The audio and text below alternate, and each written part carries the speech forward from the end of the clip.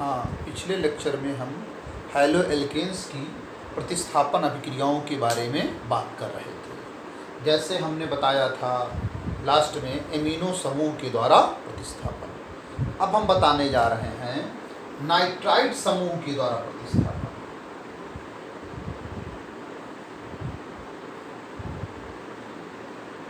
Nitrite समूह के द्वारा प्रतिस्थापन। नाइट्राइट समूह के द्वारा प्रतिस्थापन। नाइट्राइट समूह के द्वारा प्रतिस्थापन। तो जब एल्किल हैलाइड की क्रिया पोटेशियम नाइट्राइट से की जाती है, KNO2, पोटेशियम नाइट्राइट KNO2, तो यहाँ पर बनता है एल्किल नाइट्राइट। तो नाइट्राइट होता है ONO, यह है नाइट्राइट आयन ONO। अब NO2 क्यों नहीं बना, क्यों ONO बन गया? तो इसका रीजन क्या है? ये जो पोटेशियम नाइट्राइट है ये आयनिक यौगिक है।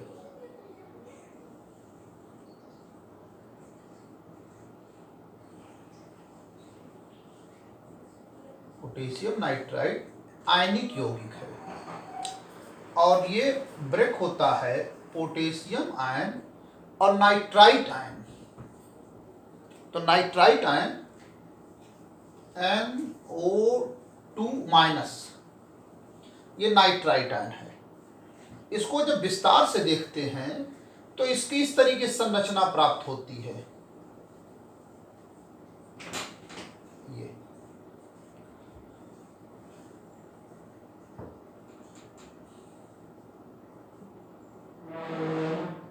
यहां पर नाइट्रोजन के पास एक लोन पेयर रहता है और यहां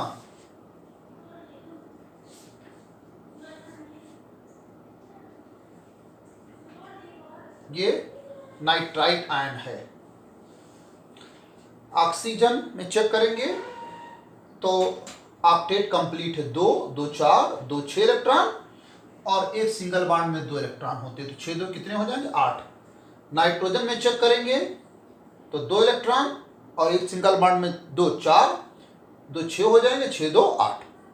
ऑक्सीजन के पास चेक करेंगे 2 2 4 और एक सिंगल बॉन्ड में 2 इलेक्ट्रॉन होते हैं, 4 2 6 और एक सिंगल बॉन्ड में 2 और 4 2 6 2 8। ये नाइट्राइट आयन है।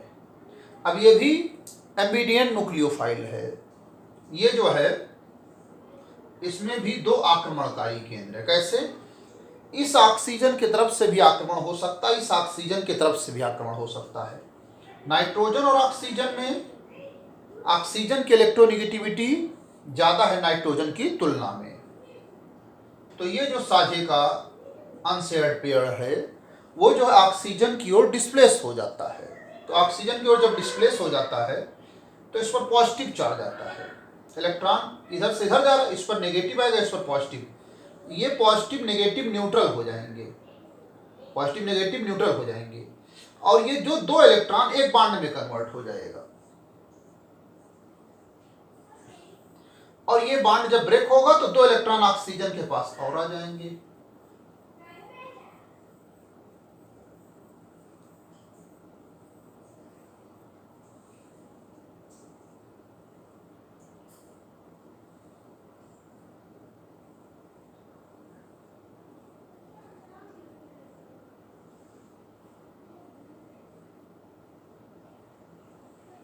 ये नाइट्राइट आयन है। तो आप लोग जानते हैं R पर प्लस होता है। ये हैलो एल्केन या एल्किल हैलाइड में X जो है यानी जो halide ion is more electronegative than alkyl. तो X पर माइनस आएगा तो R पर प्लस। अब जब R पर प्लस आएगा तो किससे जुड़ेगा? माइनस O से। तो इसलिए बन जाता RONO, एल्किल नाइट्राइट। ये है आपका alkyl nitrite.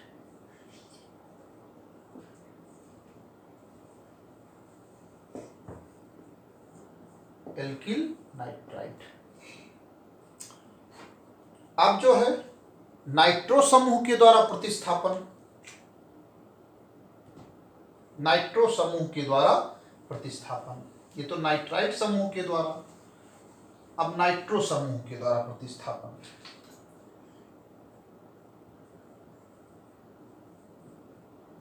Nitro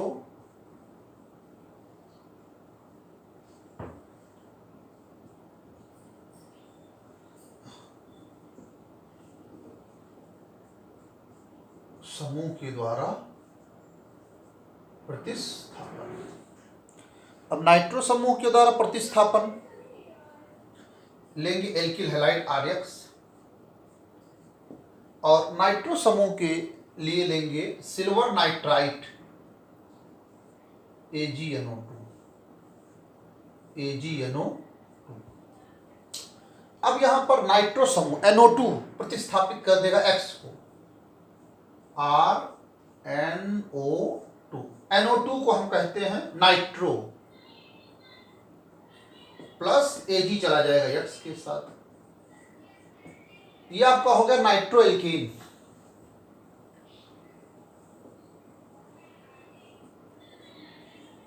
nitro alkene. यहां पर इसका स्ट्रक्चर ऐसे होगा, R जुड़ा N से, और ये हो गया ऐसे, और ये हो गया ऐसे।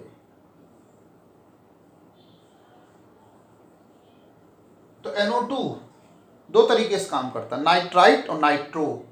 जब NO2 का N जुड़ता है तब उसको नाइट्रो कहते हैं, और जब NO2 का O जैसे पिछले वाले में जुड़ा तो उसको नाइट्राइट कहते हैं, तो इसको कह देंगे नाइट्रो एल्केन। अब इसमें नाइट्रो क्यों बना, नाइट्राइट क्यों नहीं बना, तो उसका रीजन है ये AgNO2 कोवलेंट कंपाउंड है, सहसंयोजक यौगिक है। AgNO2 सहसंयोजी यौगिक है।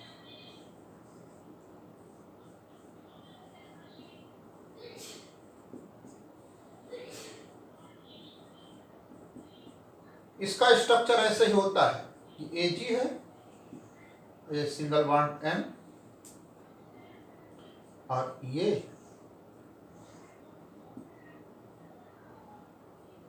AgNO2। अब N से जुड़ता है, इस पर लोन पेयर है।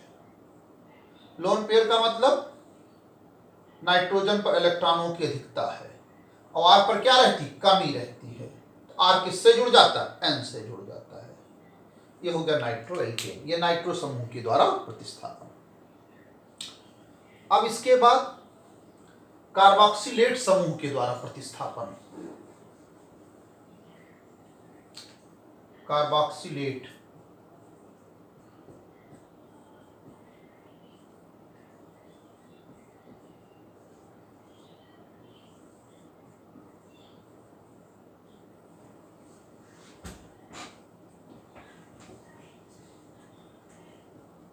कार्बोक्सिलेट समूह के द्वारा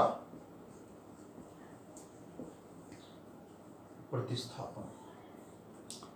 अब कार्बोक्सिलेट समूह क्या होता है, तो यह कार्बोक्सिलिक अम्ल होता है, R सिंगल बॉन्ड COOH, इसको कहते हैं कार्बोक्सिलिक अम्ल, R सिंगल बॉन्ड COOH। यह कार्बोक्सिलिक अम्ल का क्रियात्मक समूह होता है। जिन यौगिकों में सिंगल बॉन्ड COOH समूह उपस्थित होता है उनको हम कहते हैं कार्बोक्सिलिक अम्ल। ये क्या, कार्बोक्सिलिक अम्ल, कार्बोक्सिलिक अम्ल है ये।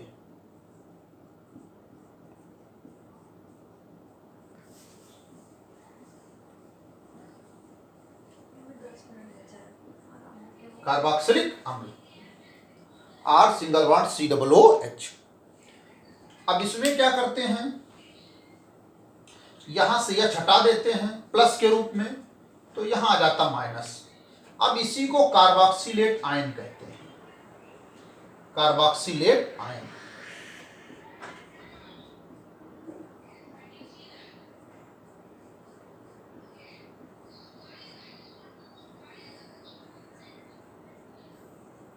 कार्बोक्सिलेट आयन, RCOO माइनस, यह carboxylate ion.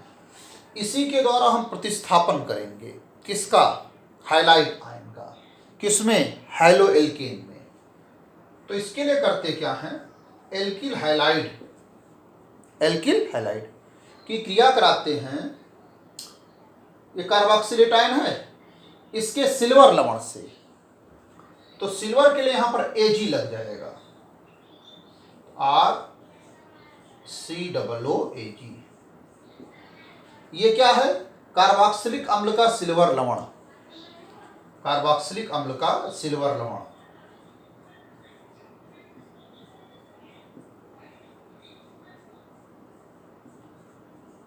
Carboxylic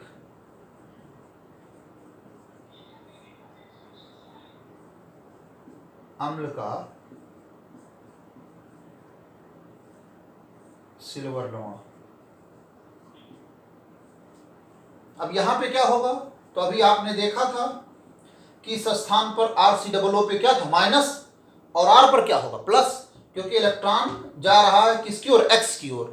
X halide ion होता, बताया था हैलाइड आयन की इलेक्ट्रोनिगेटिविटी यानी विद्युत ऋणात्मकता एल्किल समूह से ज्यादा होती है। एल्किल मतलब कार्बन से ज्यादा विद्युत ऋणात्मकता किसकी, हैलोजन की। तो इलेक्ट्रॉन किसकी ओर जाता है, X पर माइनस आएगा, R पर प्लस। अब ये प्लस किससे जुड़ेगा, माइनस से, तो यहां पर हो जाएगा RCOOR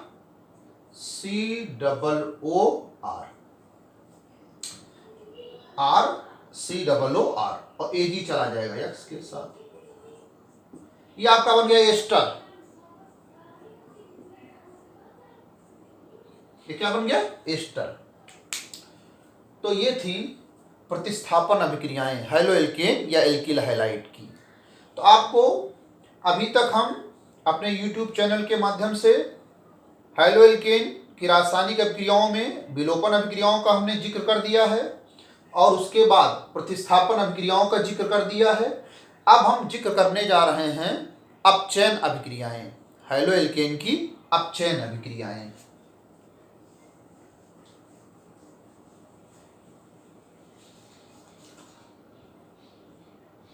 तीसरा, अपचयन अभिक्रियाएं।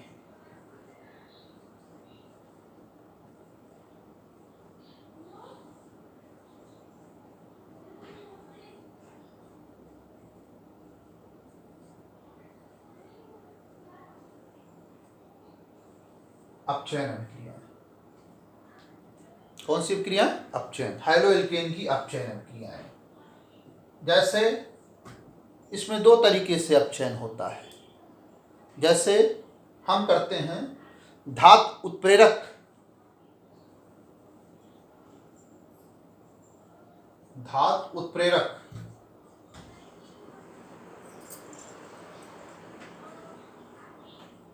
के द्वारा अपचयन।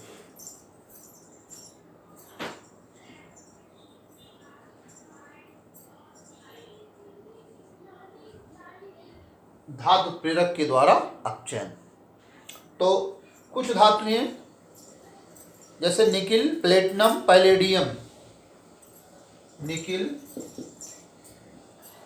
प्लेटिनम, पैलेडियम, ये जो है अपचायक के रूप में यूज की जाती है। निकिल, प्लेटिनम, पैलेडियम, इन्हीं के द्वारा हम अपचयन करेंगे एल्किल हैलाइड का। तो एल्किल हैलाइड जैसे RX, एल्किल हैलाइड, और अपचयन के लिए हमने लिख दिया हाइड्रोजन गैस। हाइड्रोजन गैस के द्वारा हम अपचयन करते एल्किल हैलाइड का, इनमें से किसी की उपस्थिति में, जैसे निकिल की उपस्थिति में। अब निकिल अगर उपस्थिति है तो यहाँ टेम्परेचर दिखाते हैं 200 से 300 डिग्री सेल्सियस। 200 से 300 डिग्री सेल्सियस के बिटवीन निकिल उत्प्रेरक की उपस्थिति में एल्किल हैलाइड का अपचयन करते हैं। तो यहां से एक H चला जाएगा X के साथ, और एक H जुड़ जाएगा R में, तो RH बन जाएगा।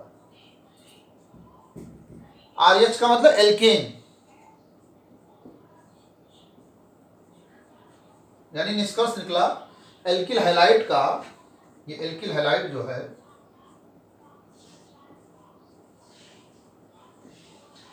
इसका जब निकिल, प्लेटिनम, पैलेडियम की उपस्थिति में अपचयन करते हैं तो क्या प्राप्त होती है, एल्केन। अब इसी तरीके से एक और तरीका जिसके द्वारा हम अपचयन कर सकते हैं, हाइड्रोजन आयोडाइड के द्वारा अपचयन लाल फास्फोरस की उपस्थिति में, वहां भी हम अपचयन कर सकते हैं एल्किल हैलाइड का।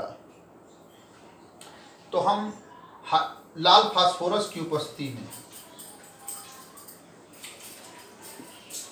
लाल फास्फोरस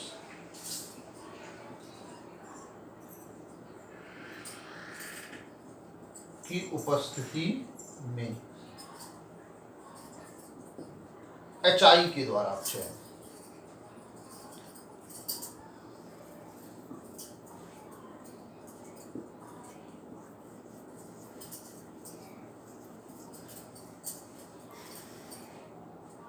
लाल फास्फोरस की उपस्थिति में HI के द्वारा अपचयन। तो एल्किल हैलाइड लेते हैं RX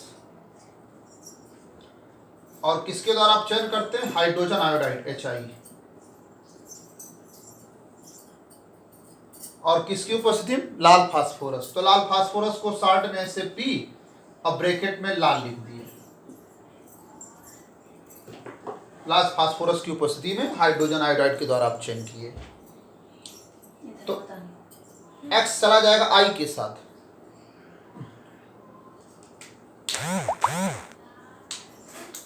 हाइड्रोजन आयोडाइड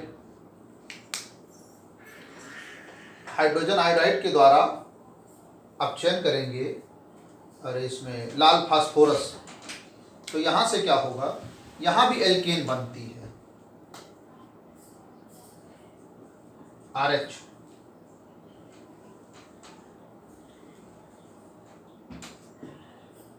एल्केन बनेगी। अब हाइड्रोजन आयोडाइड के द्वारा अपचयन करेंगे, तो या तो हाइड्रोजन आयोडाइड को हम ऐसे नीचे लिख दें, 60 में लिख दिया, और अपचयन के लिए हमने ये लगा दिया H,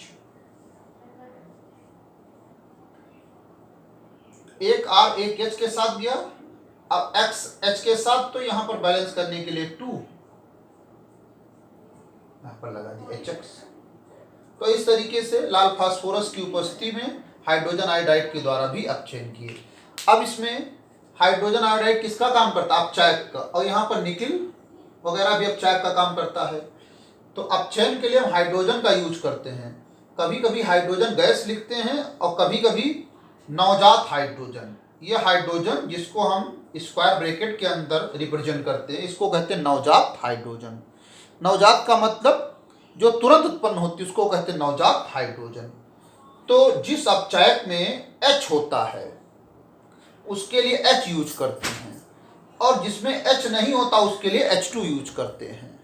तो इस तरीके से अपचयन करते हैं एल्किल हैलाइड का धातु उत्प्रेरक के द्वारा या लाल फास्फोरस की उपस्थिति में हाइड्रोजन आयोडाइड के द्वारा। क्या प्राप्त होती, एल्केन।